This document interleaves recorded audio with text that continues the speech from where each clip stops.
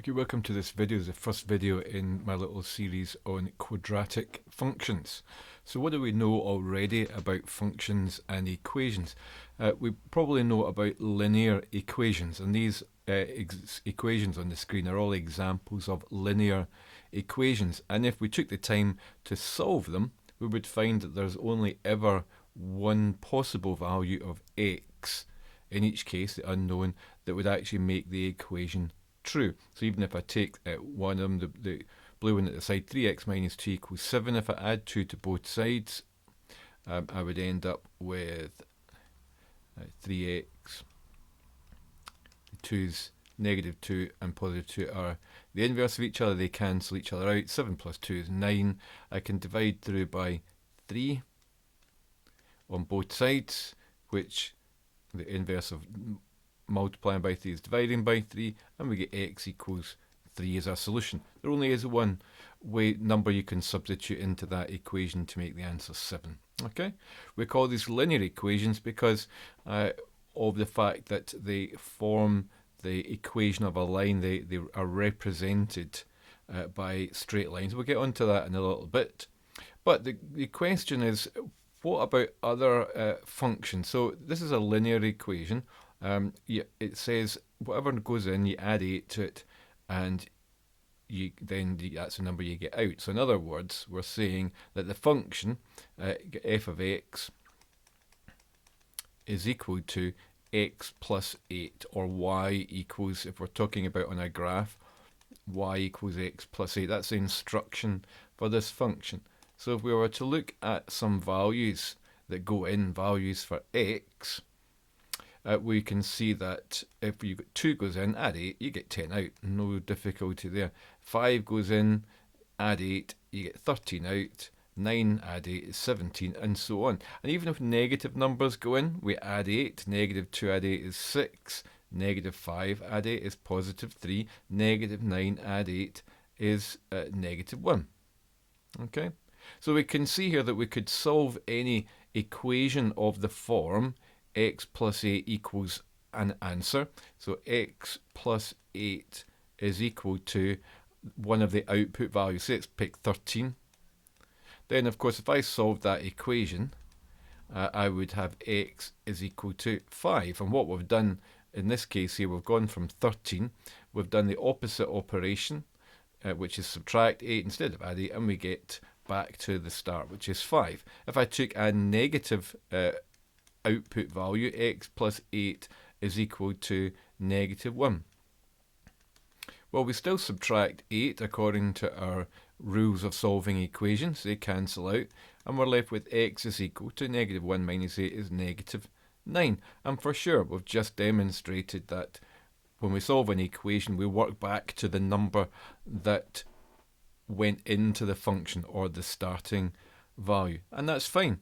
We can do that all day long with these types of functions because they are linear functions, and there's only ever one way of getting from the input number to the output and back the way. So let's have a look at a different type of function. Here's a function that says any number that goes in, you square it and you get a number out. In other words, the function name f of x would just be x squared. If x went in, x would come out, or in terms of plotting it on a graph, it would be y equals x squared. Okay, so that's our function description. So let's have a look at the same values here. So if we put 2 in and it says square it, 2 squared is 4. Okay, no problem there. And 5 squared is 25, and 9 squared is 81. What about these last three though? Hopefully you're remembering that negative 2 squared is negative 2 multiplied by negative 2, and a negative multiplied by a negative is a positive, so the answer is positive 4. Negative 5 squared is positive 25, and negative 9 squared is positive 81. Okay, that's fine. We can always go from an input number to an output number by following the function. However, what happens if we want to undo that function? If we say here's an answer, what number went in? For instance, the function's x squared, and if we said the answer is 4, and we want to undo that, So we take the square root. The undoing a squared function would be to take the square root. So you could say, okay, well, let's take the square root of both sides because we know that they would cancel out. So all we need to think about is, what's the square root of 4? Well, surely if 4 was there, it's the answer here, isn't it? It's the answer going back from 4, which is 2. But the only problem is that we have another answer 4, which if we go back to that, it's negative 2. So the actual answer to this equation, x squared equals 4, is positive 2 or negative 2. And for simplicity, we tend to write it like that, plus or minus 2. So we have two answers to this equation because of this squared phenomenon, which means that when you square a number, it's always positive. So when you undo that, we don't know whether we started with a negative value or a positive value, so we have to think of them both. Okay? So we could kind of quickly, without much extra mathematics, we could solve these equations, remembering that there's two solutions. So I'll just quickly go over these. X squared equals 9. Similar to what we were just talking about. If I take the square root of both sides, then the square and the square root cancel out. And we're left with x is equal to the square root of 9. And we've just found out that although we usually think of 3, because 3 times 3 is 9, we have to take into account, and maybe you've never had to before, the fact that the answer could be negative 3. So the correct solution is x equals plus or minus 3, or positive or negative 3. We could solve slightly more complex equations simply by, for instance here, 2x squared equals 72. Well, normal algebraic rules would say get rid of the multiplier in front of the x squared, divided it by 2, we get x squared equals 72 divided by 2 is 36. So again, we can apply our square root to undo the x squared, but that's going to leave us with the square root of 36. We know that square root of 36 would have to be 6, because 6 is a 36, but we have to then acknowledge the fact that it could be negative 6, because negative 6 times negative 6 is also positive 36. And the last one looks slightly different, but again, using basic equation rules, algebra rules, we can add 16 to both sides and end up with x squared equals 16. And we're back to the idea of saying that x is therefore going to be positive or negative 4. Okay, pause the video for a moment and write down in the same way your solutions to these. Okay, so quickly, I've assumed that you've paused it, you've got your answers, so we should have x equals positive or negative 2. And the second one, if you divide by 3 on both sides, you get x squared equals 25, and therefore the answer is going to be positive or negative 5. And for the last one, if we add 49 to both sides, we get x squared equals 49. If we take the square root of both sides, we get x equals positive or negative 7.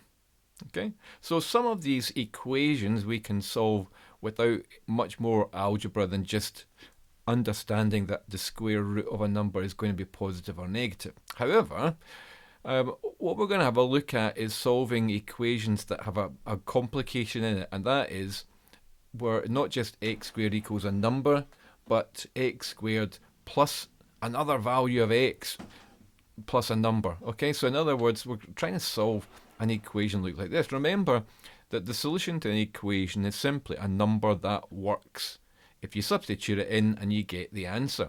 So for instance, if I take here x equals 1 and say, okay, 1 squared plus 1 minus 6, does that equal 0? Well, 1 squared is 1 plus 1 minus 6, that's 2 minus 6 is negative 4.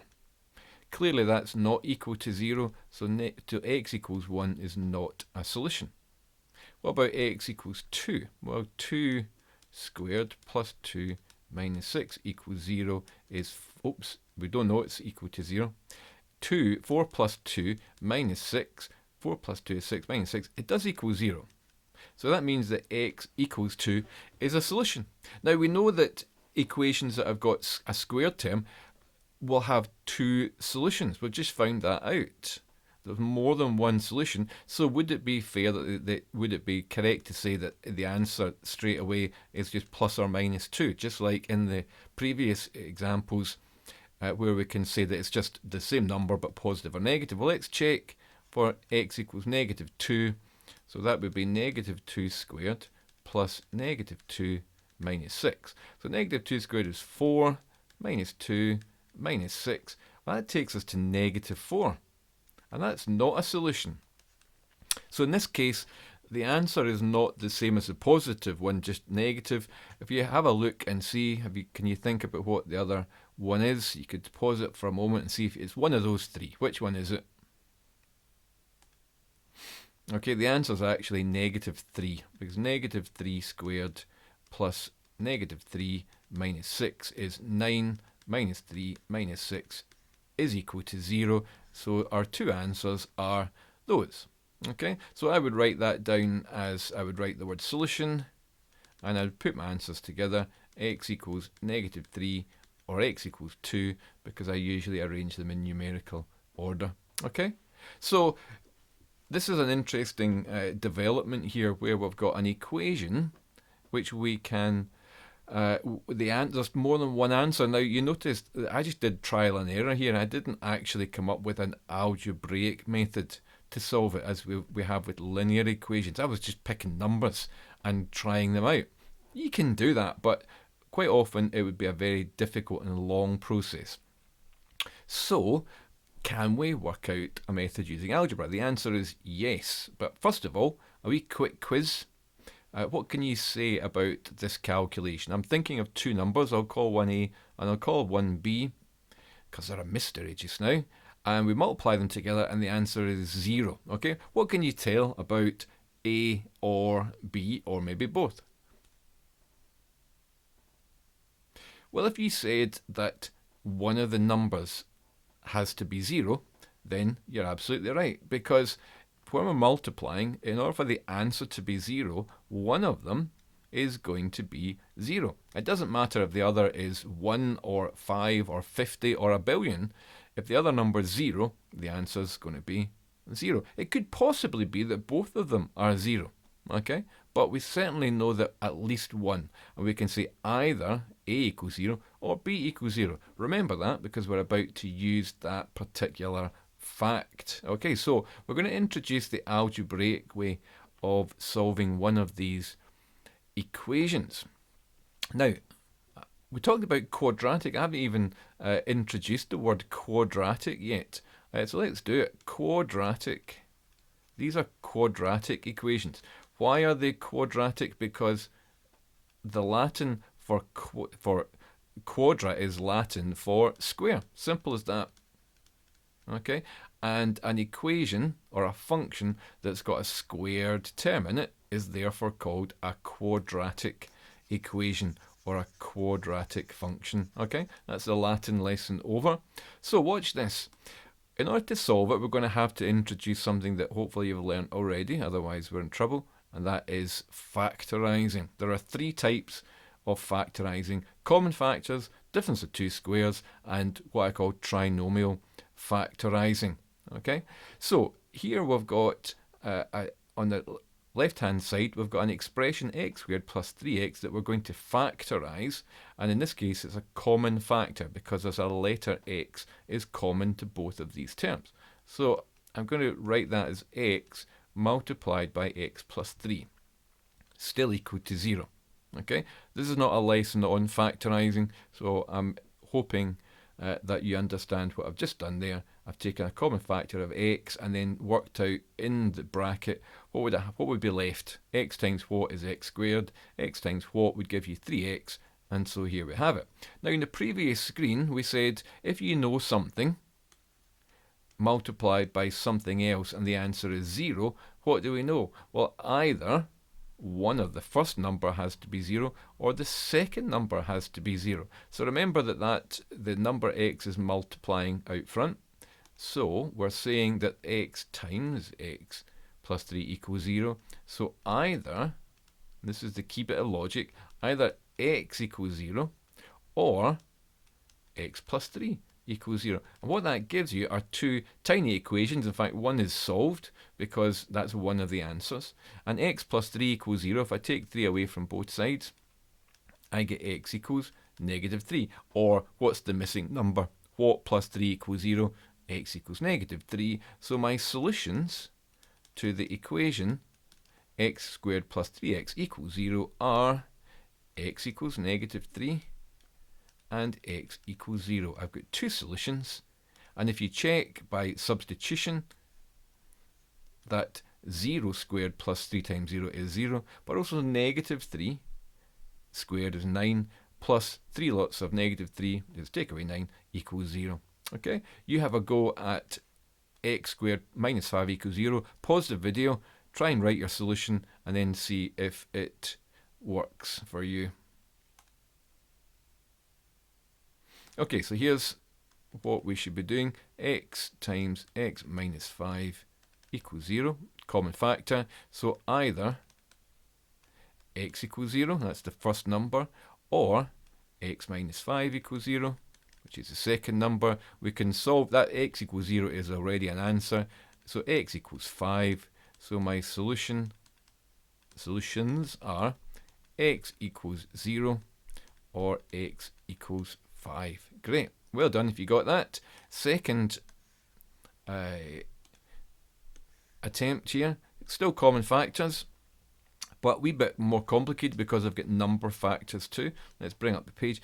3x squared minus 15x equals 0. So I'll take a common factor. The number factor is 3, and there's still a letter factor of x.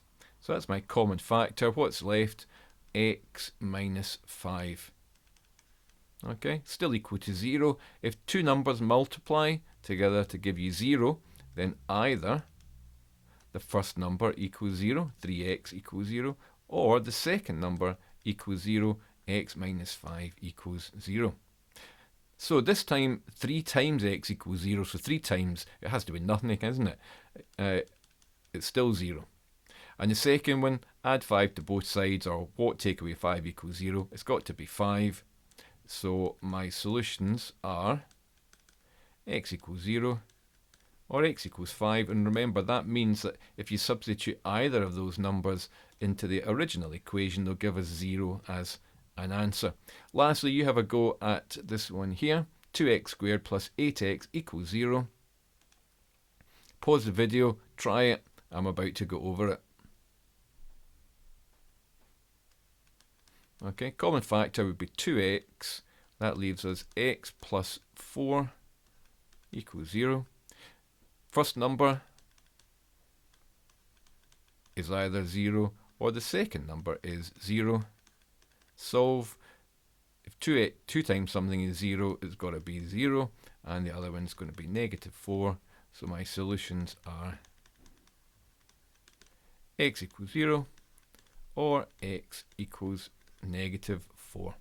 Okay, so that's the first part of the lesson. There's going to be another video with how we solve equations using the other two types of factorizing, which is common fact, difference of two squares, and trinomials. Okay, but hopefully that's a first step in how to solve quadratic equations. I hope that's been helpful.